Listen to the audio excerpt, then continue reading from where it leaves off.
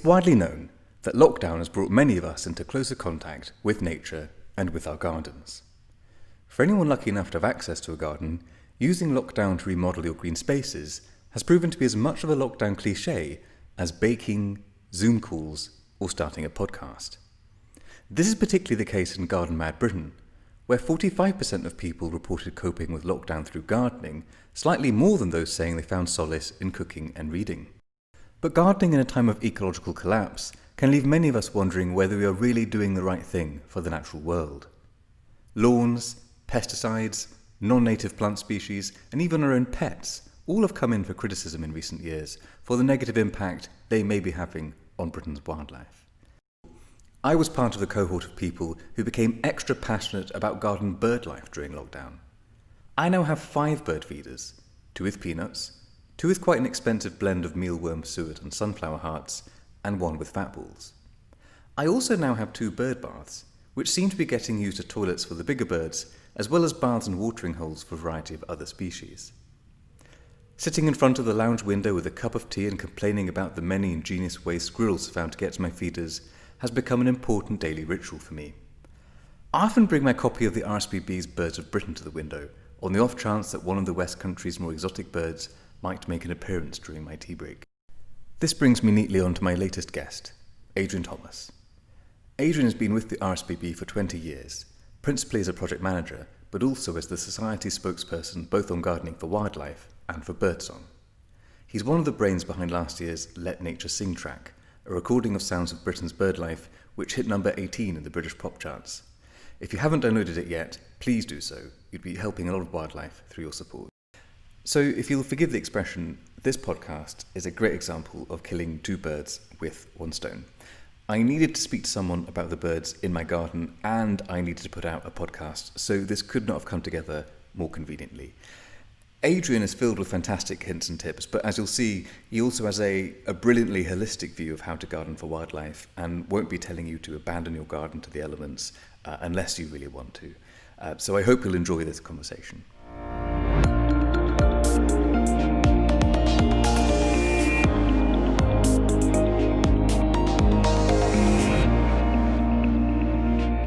Adrian, thank you for joining me for this.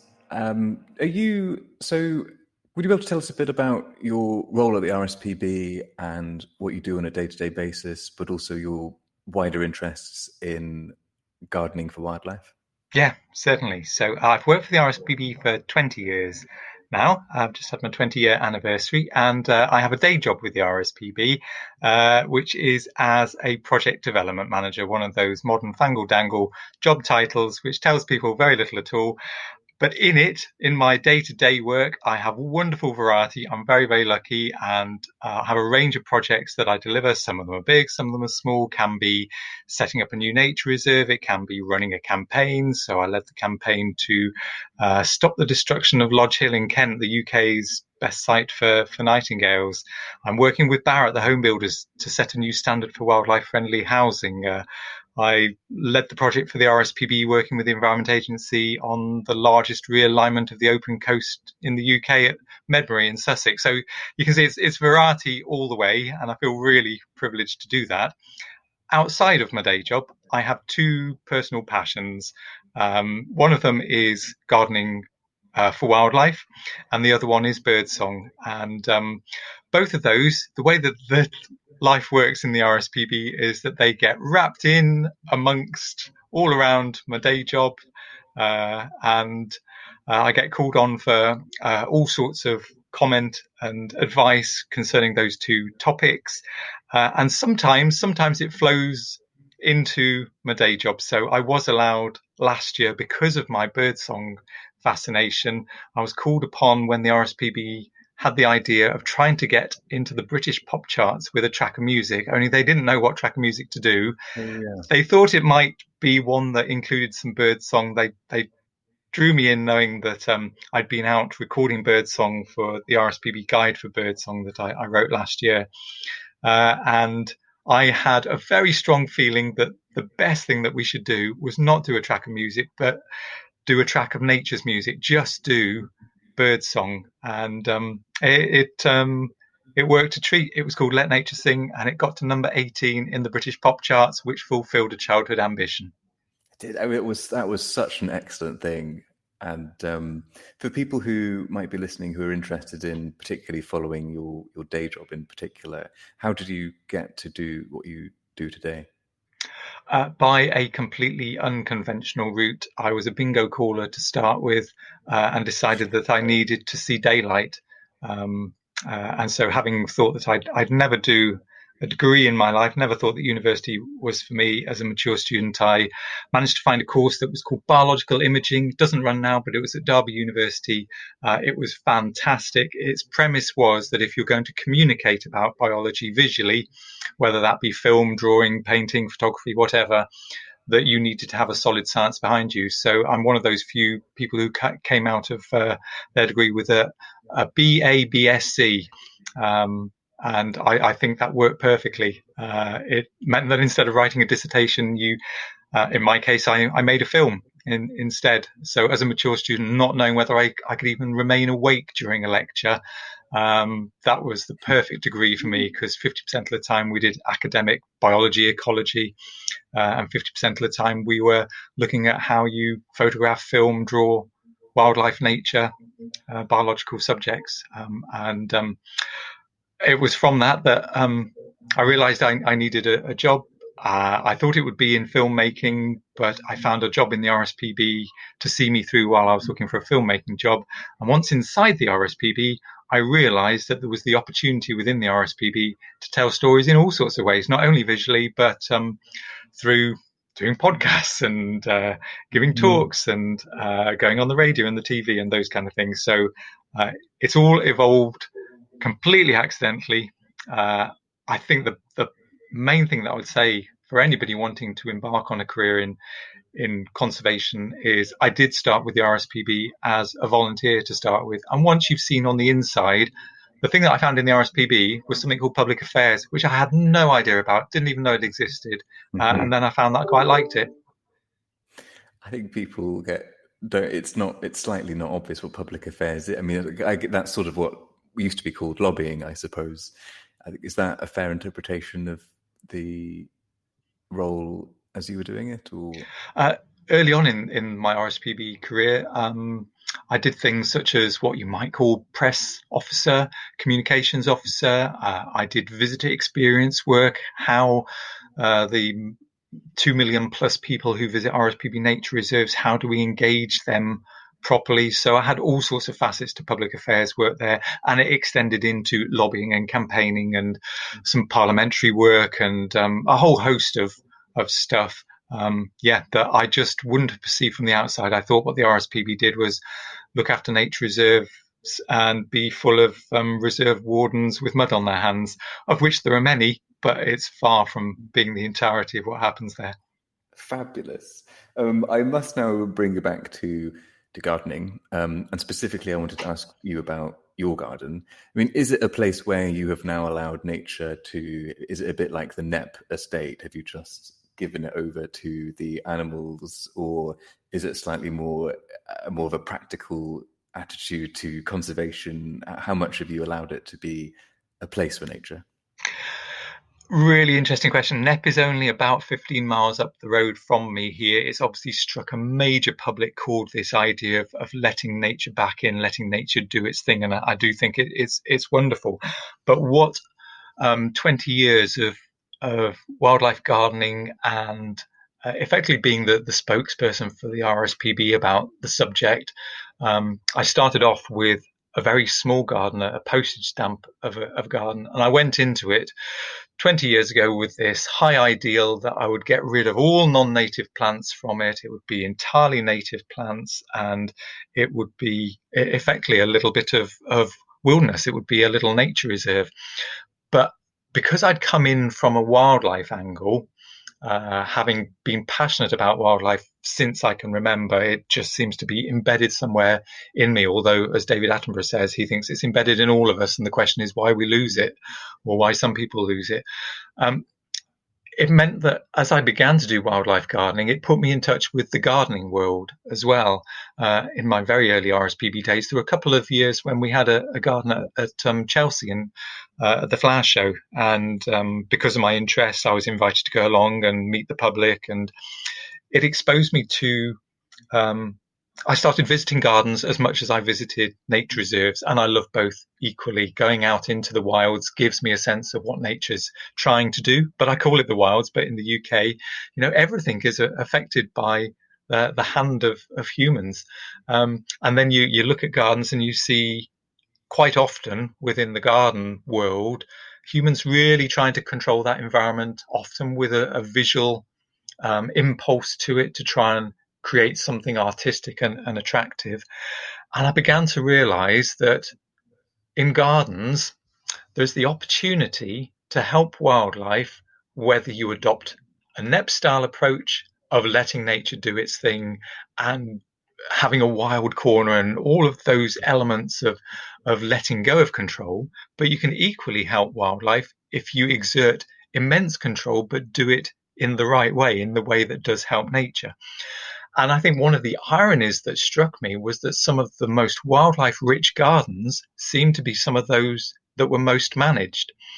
And then going out and giving talks to wildlife groups, but also giving talks to gardening groups, I realized that the message that I was trying to convey of wildlife friendly gardening was somehow missing the target when I was speaking to people who like to garden, because their impression was that wildlife friendly gardening, while sounding a very worthy ideal, sounded like it was not for them.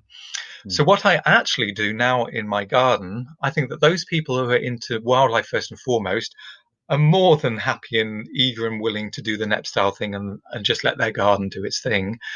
I find myself more swaying towards speaking to and trying to inspire an audience out there who love gardening, but might feel that wildlife friendly gardening is not for them because of that, because they're a gardener. So that message that wildlife friendly gardening can be applied to any garden and every style of garden, that's really what I try to do with my garden now. I have wild bits in my garden. I have very tended bits. I have informal bits. I have bits with straight lines. And nature really doesn't mind straight lines if you do the right things for them. And you've looked into gardening for to help prevent climate change as well. That's something that you're interested in. Could you sort of outline the thought process behind that a bit as well? Yeah, the climate change issue is so interesting, isn't it? And to have lived through the shift from it being such a niche topic, with all the climate change denial and all of those kind of terms that floated around it, to being something that has got such widespread acceptance about it now, and to see the youth movements now flagging this issue, recognizing that this is going to be a big thing for the future. And for people who are doing things in their garden, I always think that it's this immense privilege, no matter what your size of garden, that if you imagine that picture that came back from space in 1969, I think it was 1969, before I was born, of the first time that man looked back from space and saw this beautiful blue and green globe hanging there in the heavens. Well, the thing with owning or looking after a garden is you're looking after a bit of that most beautiful thing. And that brings with it a privilege and a responsibility, but a great sense of excitement too. So in terms of climate change within the garden, I think that sense that the little things that you do may seem insignificant in themselves, but add them up and they become something really quite important. So understanding that the impact that you can have within your garden, that you can, if you choose to, burn the carbon on a bonfire, or you can sequester your carbon by growing trees. You can burn the carbon by using a lot of energy, by having a lot of machinery and electricity use in the garden, or you can choose to limit that. You can adapt to climate change by realizing that the plants that you grow in the garden, if you grow those that are water heavy in terms of the requirement for watering, then we're going to become incredibly dependent on our water resources as we move into the future. And that actually, as gardeners, we've got a part to play in that, ensuring that we don't overuse that supply. And I mean that both from a social sense, leaving enough water for us as human beings, but also not drawing down and abstracting so much water that you're affecting wetland habitats. So I just think it gives us that immediate place in which all of these big themes of life are actually there, and we can do something about them, and we can increase our awareness of them right there outside our back and our front doors in the space that we own. And I think it's that connection to the planet that we can have right outside our houses that, for me, is perhaps the most potent thing. I speak to so many people who, when I ask them to tell me some amazing things, experiences they've had with nature, it's experiences within their garden that they've had. And when I say nature, it could be wildlife, it could be butterflies, birds, it could be just watching the clouds, it could be just smelling the fresh air, it could be just seeing the changing in the seasons, but it's in gardens that happens. That's so interesting. And I think something you were saying in our exchanges prior to this podcast was about making the garden wildlife friendly through what you're actually doing with the garden itself before you start worrying about my feeders, what bird feed have I got, and all this kind of stuff. What are the sort of basic improvements if you came to, I mean, every garden's different, but if you came to your average urban garden, let's say, what kind of things could someone do pretty quickly in an afternoon to encourage wildlife or encourage species that are particularly suffering at the moment or might need help? Are there things that kind of immediately spring to mind? I appreciate it might be a bit of a case-by-case basis, potentially.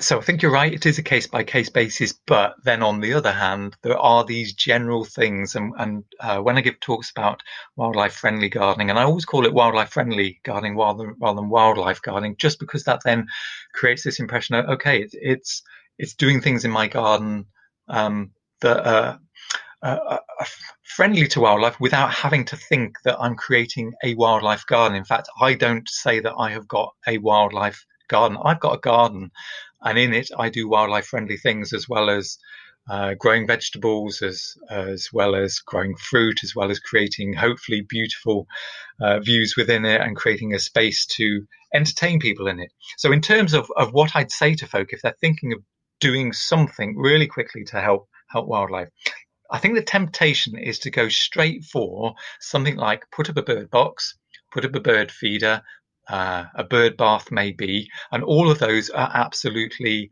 fab and great things for people to do and can be done really swiftly. I think the key thing for people to recognize with those things is, where should we go with an analogy on this? If we go with a bird box, it's a place where birds raise their chicks in a house setting. Let's imagine a grand house. It's the nursery within that grand house, but it's not the kitchen, and it's not the vegetable garden that supplies that kitchen. So it is the same for birds. A bird box, yep, there is an absence of holes suitable for a few hole nesting species within gardens: blue tits, great tits, house sparrows, starlings, swifts, house martins. So to give them a hole that might not otherwise be present means you're adding a nursery to your wildlife friendly garden. But what they also need is all of the food that they're going to bring in to rear their chicks. They also need the food that they themselves need as adults, which is often going to be different to what the chicks need. So the bottom line for me, the thing I always say with a wildlife friendly garden, if I walk into a garden and it's stuffed with plants, I know that that's going to be a wildlife friendly garden. So if somebody's got 30 minutes that they want to fill and do something good for wildlife, grow a plant. And sowing seeds, getting a plant from a garden centre, whatever. If there's more greenery, there's going to be more wildlife. And I guess a variety, assume, up to different levels is helpful, or is it just down to taste to an extent, or do you need to be specific about the sort of things that you fill your garden with? You don't have to be specific about what you fill your garden with. just adding plants is going to go part of the way. And I'm always mindful of how much time and energy folk have got to invest in the knowledge base in order to do it. In my garden, I'm very particular with the plants that I put in. I know that unless I call it my meadow. It is only, it wasn't a lawn to start with, although that's a great way to start a mini meadow, just to let the grass grow.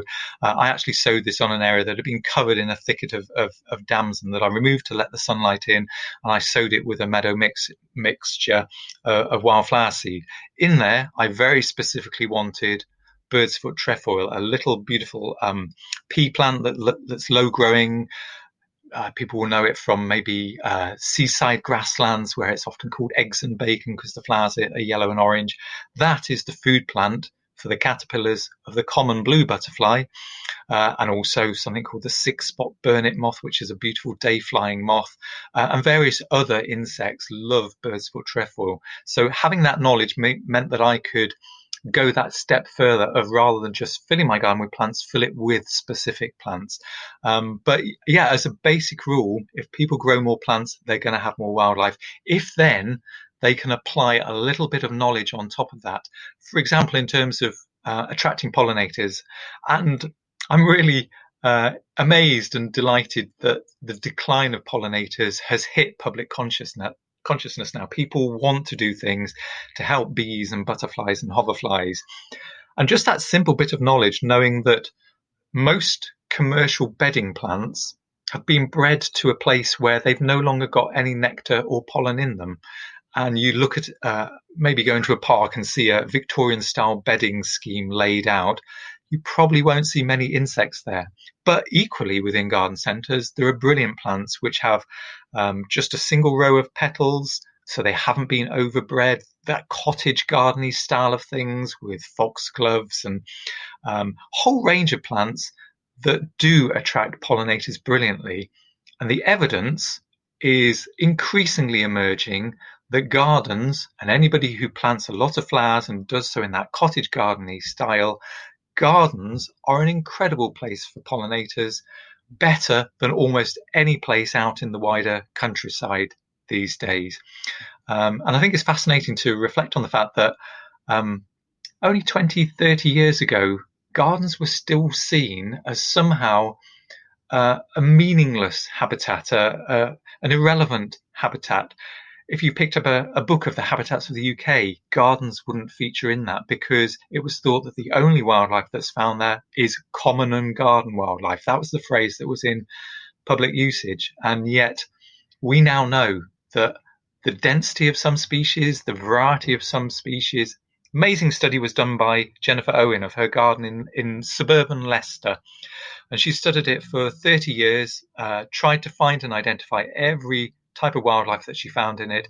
And in doing so, I'm going to quote the figure, and I think I'm right in terms of the figure, 2,673 different wild plants and animals she found in her garden, just as a signal of how rich that environment can be.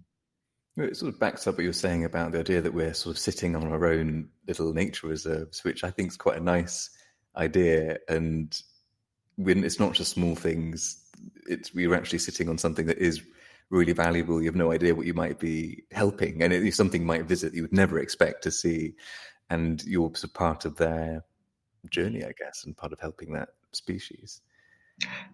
And in this kind of like top 7 that I do, number 1 is plants, but number 2 is water. And when you think about how many ponds are out there in people's gardens, when we've lost so many ponds from the countryside, and put a pond in a garden, and you will almost certainly have amphibians of some sort. You'll have frogs or newts or even toads within it. You'll have dragonflies and damselflies. The pond that I put in my garden here, I think I'm up to 15 species of dragonfly and damselfly now.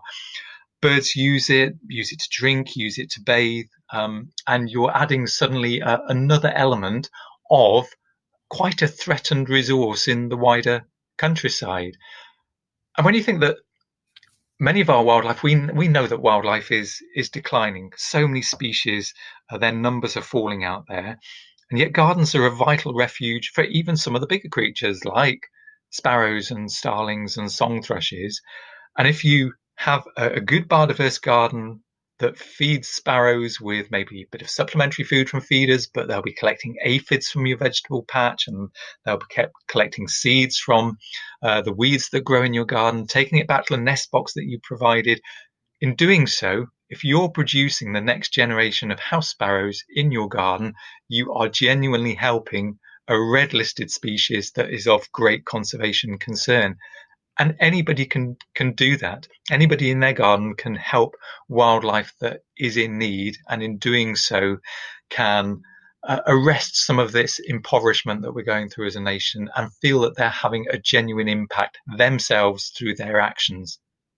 And I think that message, sorry, I'm repeating myself, but that message I think really does have to go out there, is that you really are actually doing something very significant, very measurable, because I think it can almost become, if you watch something like Spring Watch, or you're vaguely tuned into these things, it almost seems like, as much as you might be told, oh, you can help by doing the survey and blah, blah, blah, or adding this to your garden, that it's, and almost it's a bit like the kind of turning a light bulb off for global warming or something, but it's actually a real thing. Every little bit does actually add up to something significant and can make a difference. So I guess a big part of your job, I suppose, is making sure people are aware that is the case. I did want to interrogate you about bird feeders, just to leap completely out of this slightly more holistic view of gardens, just because I'm very conscious that both for myself and a lot of other people in this period,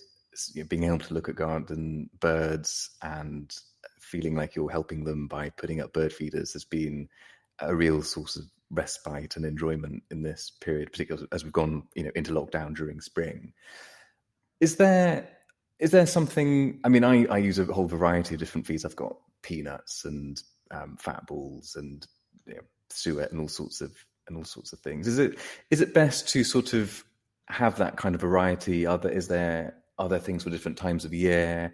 Is there anything you should be avoiding feed wise, or is variety the best way forward?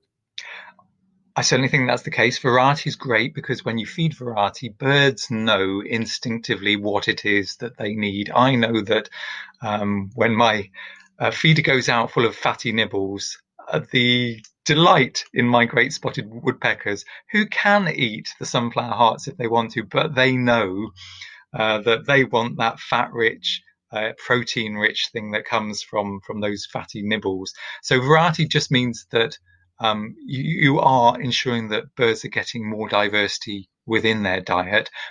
Always seeing bird food as supplementary feed to what they get in the garden, I think, is really important. Holding that thought in your mind that they do need something more than what we put out there. And indeed, a piece of research was done recently on great tits in urban settings, and it was found that putting out mealworms in the breeding season actually had an incredibly huge impact on their ability to raise their young, and that other foodstuffs just weren't providing that for them, and that they weren't finding enough insects in the places in a natural way, in the places where the studies were done. So that variety really does help. And we know that supplementary feeding also helps bird populations survive through those difficult winter months. One of the things that only emerged in the last 15 or 20 years, the advice used to be feed the birds in winter. And it seemed really logical. The weather goes cold, we start to shiver, we think the birds must be really needing it. And indeed, they do when the frosts come.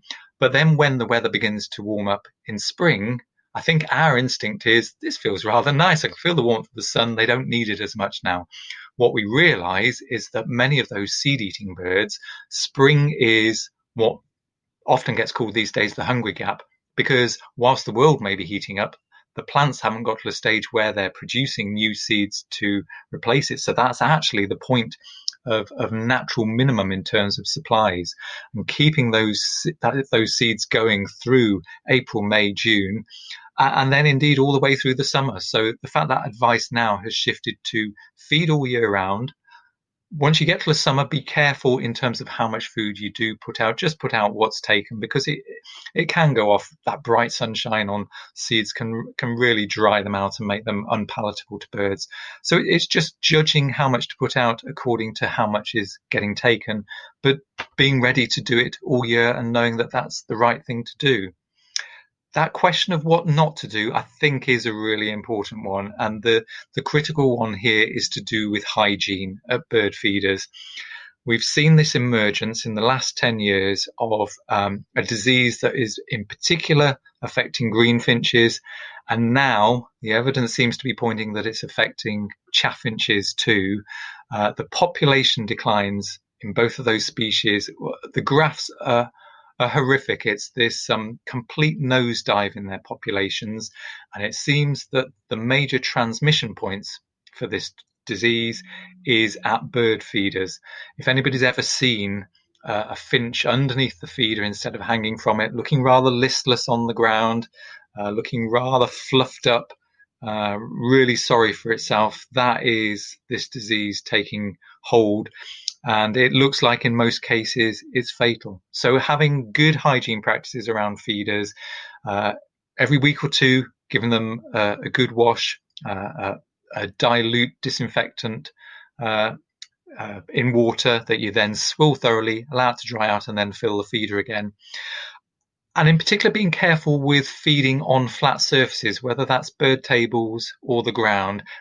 That's not to say not to do it, but it is to say be careful, recognizing that in particular, where birds are feeding, where the food is sitting on a surface where sick birds might have been stood, where their saliva might have dropped, that really is the risky point. So keeping bird tables clear, moving the feeders around into different positions so you haven't got this buildup of disease and pathogens in different places.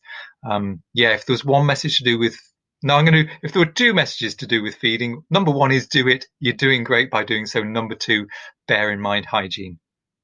And does it transmit between, say, I've got jackdaws and pigeons and goldfinches and occasionally great spotted woodpeckers appearing on some of my sunflower feeders? Can this disease go through all of those birds, or is it finches specifically? It seems to be specific to finches. The theory is that it actually jumped from pigeons and doves who had it, but not in such a lethal manner. And then the disease managed to make the biological leap into finches, and seems to have really knocked them. And every year the graph just goes down more, and it's quite tragic. Gosh, yeah, it is super tragic. Can I ask? And again, this is hyper specific, and I apologize, but in our garden, we've got these woodpeckers, there's green woodpeckers and great spotted woodpeckers. And what I seem to be seeing, and this might just be me anthropomorphizing them, is one will appear to feed, while another one always seems to be looking out. It's not feeding, it's sort of observing, and then appears to then get fed by the other one. Is that happening, or am I just sort of sitting at the window making up stories? No.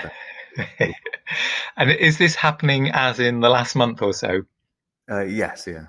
Okay, so it is sounding to me like you have got adults feeding the youngsters who are probably fresh out the nest.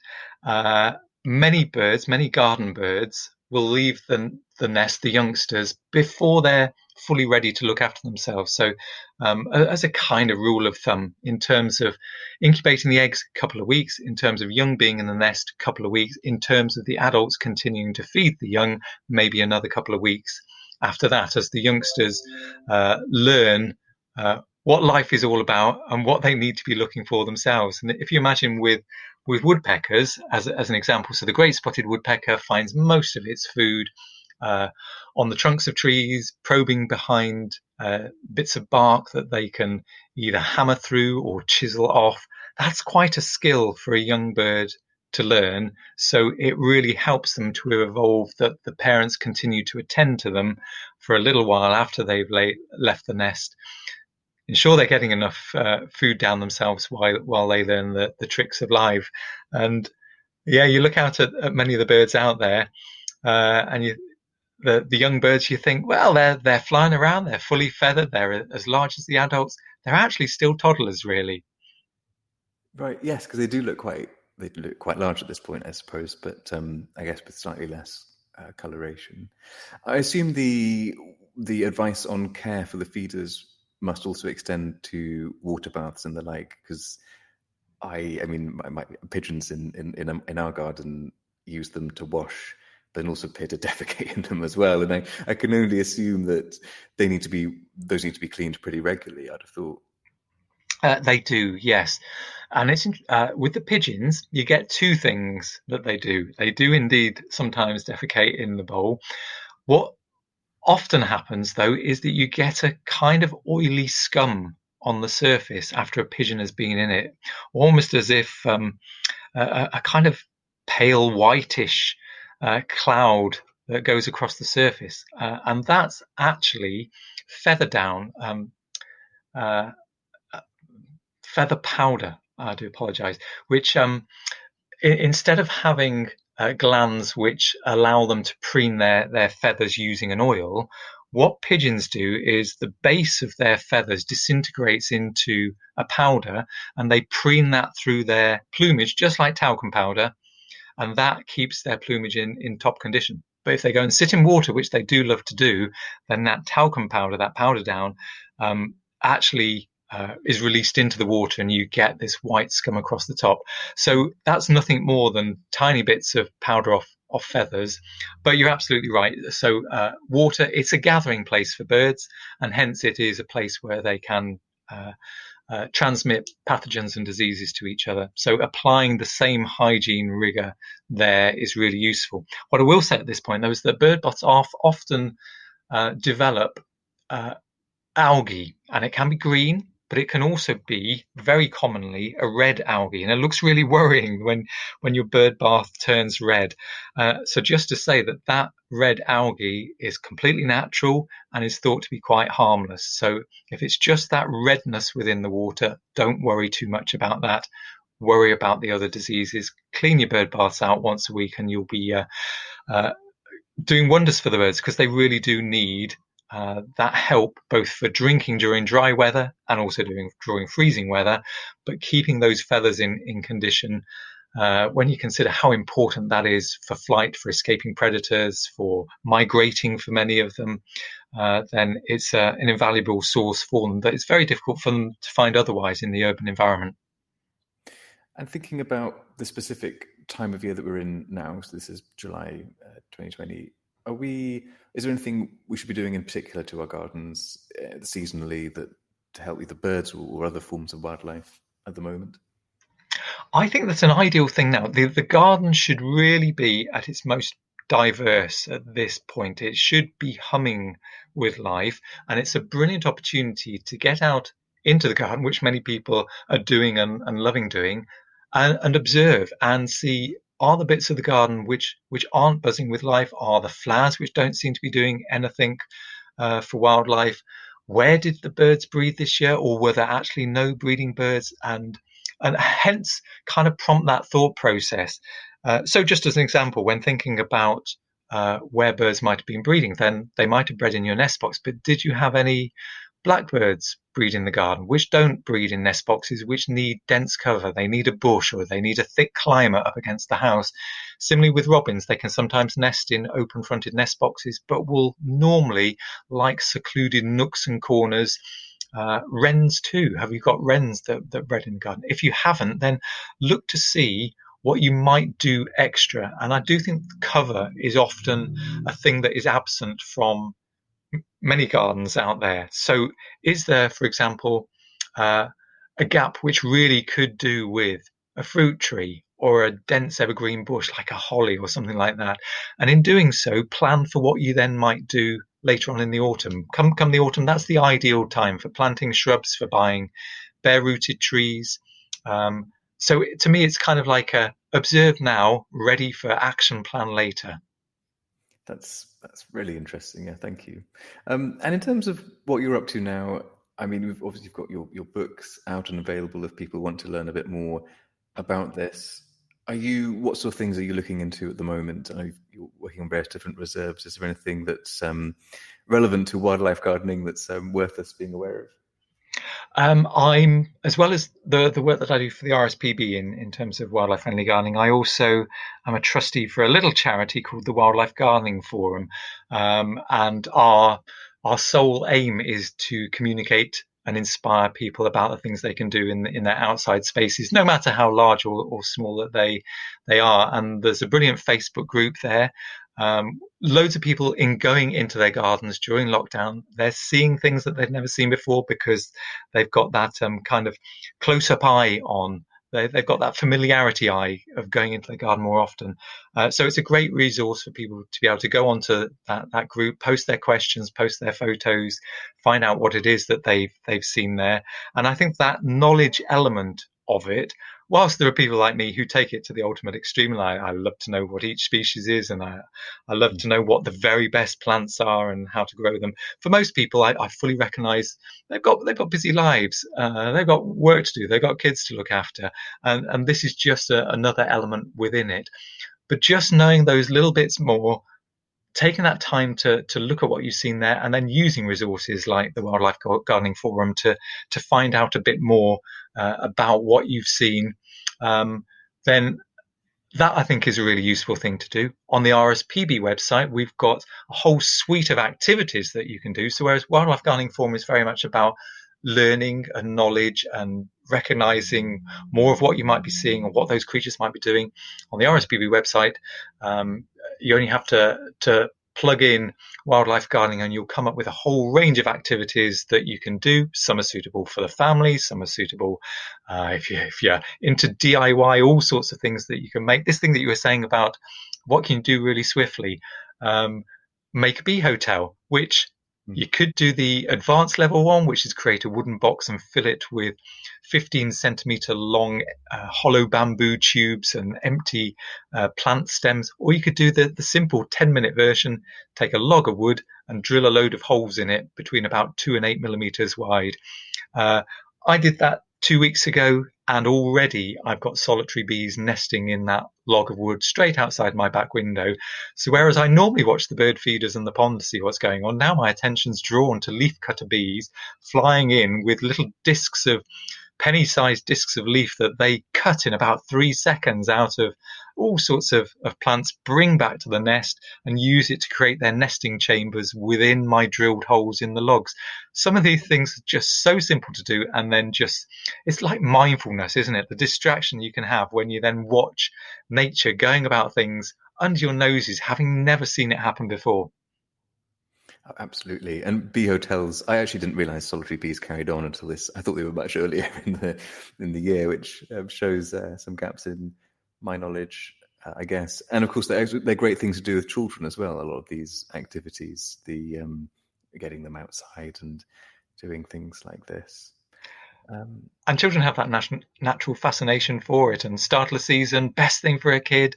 If it's not looking into a pond, which they love immensely, it's something like growing a sunflower and watching the growth of that seed, which is then going to turn into a nectar-rich thing that then turns into a seed-rich thing that is it's just a winner all the way through. And there are just so many activities out there that kids can do.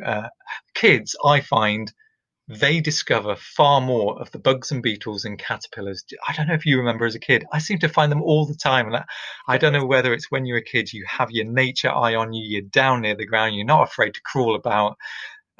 They will discover stuff that has just passed you by. It must be something to do with, yes, absolutely right. I remember as a kid just crawling around all the time with a little Collins Gem guide and finding things which now, and I had that same thought, like, why am I not finding them? They must be somewhere. I was sure they'd be 20 years ago or whatever. But I guess I'm not in the habit of turning over stones or spending, decent amount of time at that sort of level. So yeah, I think a lot of children are probably better guides to our gardens than a lot of adults. So there's my challenge to you for this weekend. Go and explore your inner child and crawl about in the grass. I think, yeah, I'd be very happy to take up that challenge. That would be fantastic. Thanks again for doing this. It's been really informative and everything I'd hoped to gain from this. And my apologies for interrogating you about my specific bird feeder questions, but it's been interesting to have that out with you. having looked at them for quite a few months now. And I'll stick links to your blog and everything else into the show notes for this show, so people can find out a bit more information with a bit more specificity, I suppose. Yeah, my weekly blog I bring out on a Friday, and have done every Friday for the last 10 years, and the stories just don't seem to be slowing up. And I quite like the fact that, it's probably only 300 words, or sometimes I just do a photo blog of things that I've found. And I think that bite-sized chunk thing really works for the audience, and it works for me because it prompts me to find new things. And the fact I only have to walk 20 meters to go and find the stories, well, that's a pleasure in itself. Yeah, no, it must be, and it's a great little blog, so a brilliant resource for people. Thanks again, and hopefully we'll speak again soon. Lovely. Thanks so much, Ashley.